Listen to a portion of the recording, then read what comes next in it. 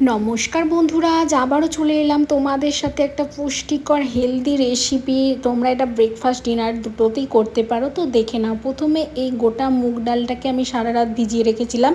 এরপর জলটা ধুয়ে ভালোভাবে ছেঁকে নিয়ে এরপর গ্রাইন্ডারের মধ্যে আমি কিন্তু এটা পেস্ট করে নেব। তার সাথে দেব 3টে কাঁচা লঙ্কা, একটু আদা, আর তার সাথে স্বাদ মতো লবণ। তোমরা যেরকম ঝাল খাবে সেরকম এখানে লঙ্কাটা অ্যাড করবে।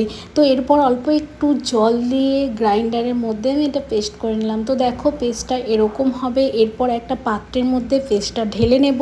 ঢেলে নেওয়ার পর তার সাথে জিরে গুঁড়ো দিয়ে ভালোভাবে মিক্সড করে নেব। এই সময় তোমাদেরকে লবণটা দেখে নিতে হবে লবণটা ঠিক আছে কিনা। এরপর লাগছে দেখো কুচিয়ে রাখা সমস্ত কিছু। এরপর প্যানের মধ্যে বাটার দিলাম অল্প একটু, চাইলে তোমরা সাদা তেলে ইউজ করতে পারো। এরপর ব্যাটারটা অল্প অল্প দিয়ে আমি এরকম রুটির আকারে নিচ্ছি। তো দেখো আমি এইভাবে হাতার সাহায্যেই করে নিচ্ছি, তোমরা চাইলে এখানে খুন্তিও ইউজ করতে পারো।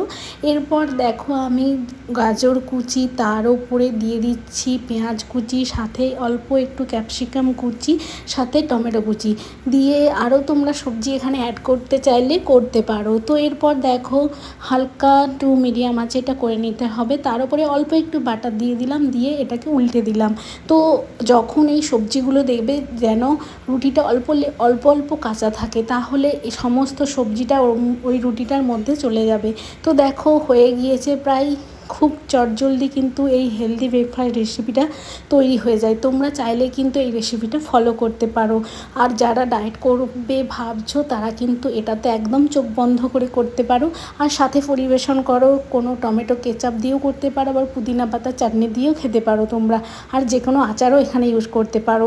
তো আজকের এই রেসিপি তোমাদের কেমন লাগলো সেটা অবশ্যই জানাবে। দেখা হবে নেক্সট ভিডিওতে, ততক্ষণের জন্য বাই বাই।